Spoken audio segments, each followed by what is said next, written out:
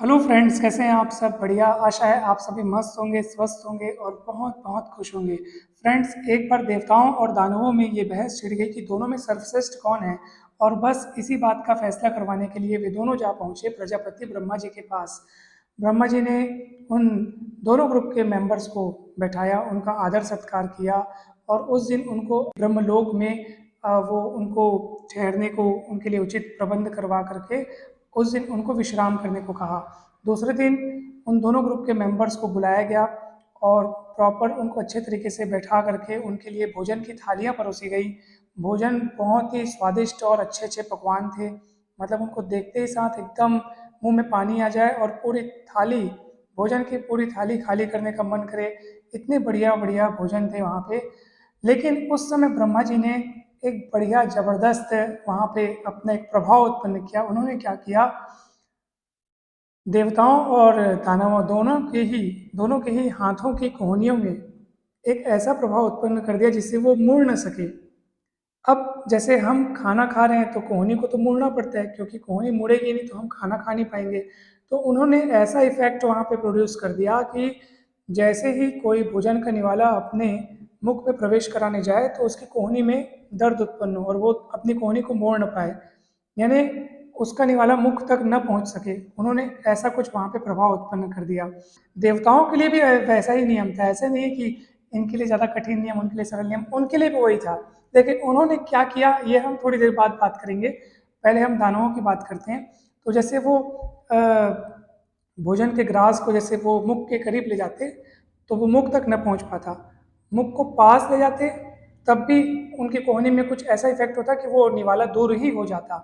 और इस तरह उन्होंने भोजन को जब देखा कि वो अपने मुख में प्रवेश नहीं करा पा रहे हैं तो वे पास में ला करके दूर से ही भोजन को अपने मुख के अंदर प्रवेश कराने की कोशिश किए। और इसी कारण उनका भोजन कभी यहाँ गिरा कभी वहाँ गिरा, उनके कपड़े भी खराब हो गए। जब वो पानी पीने की कोशिश किए तब पानी पीते समय भी वैसा ही हुआ, जिससे उनके कपड़े गीले हो गए और वे कुल मिलाकर के भोजन का आनंद उनका गया। उन लोग आनंद ही नहीं ले पाए।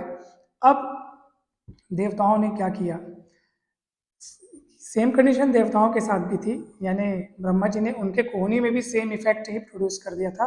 तो उन्होंने एक दिमाग लगाया। उन्होंने सोचा कि भाई हम अपने हाथ से अपनी थाली का भोजन नहीं कर पा रहे हैं तो क्या हुआ।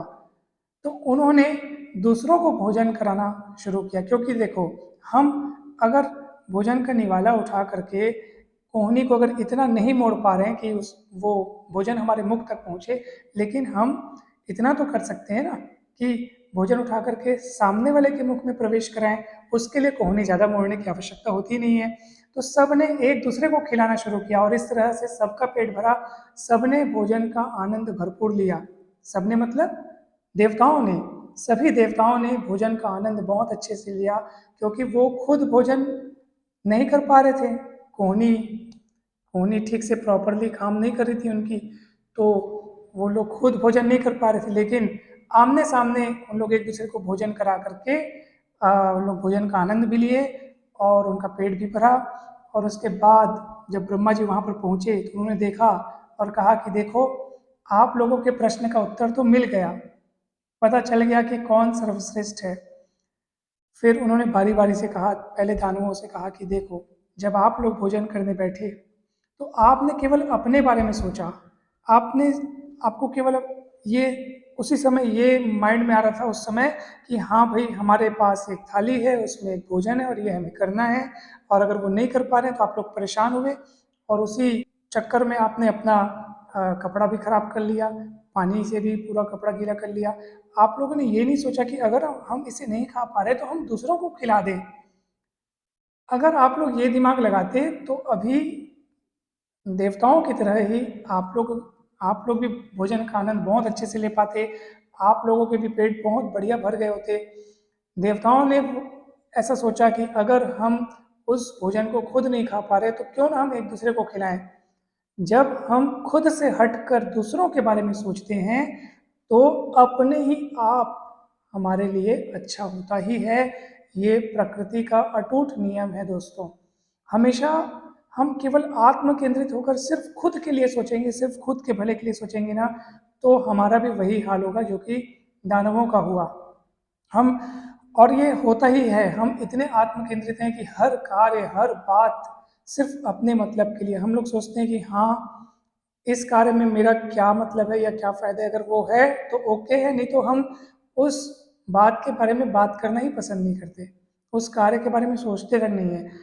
हमें खुद से हट करके थोड़ा सा बाहर लोगों के बारे में सोचना चाहिए कि हम कुछ ऐसा करें कि लोगों के लाइफ में क्या कंट्रीब्यूशन हो सकता है, क्या सहयोग हो सकता है, क्या भलाई हो सकती है, दूसरे के लिए हम क्या अच्छा कर सकते हैं। उसके बाद आपके मन में जो खुशी होगी दोस्तों, उसका तो क्या ही कहना। इसलिए आप हमेशा दूसरों के लिए भी सोचें, अपने लिए भी सोचें, लेकिन दूसरों के लिए भी सोचें। हमेशा ऐसे कार्य करें जिससे सबका कल्याण हो, सबकी भलाई हो, जितनी हो सके सबकी हेल्प करें। हेल्प करने से जो खुशी मिलती है दोस्तों, वो भी बहुत अद्भुत होती है, बहुत ही। तो इसलिए आप हमेशा वसुधैव कुटुंबकम की जो धारणा है उसको अपनाएं, अर्थात संपूर्ण विश्व ही एक परिवार है और ये सभी सदस्य हमारे अपने हैं, और सबको अपना मानकर सबका सहयोग करें, सबका भला करें, तो उसमें हमारा भी भला होगा।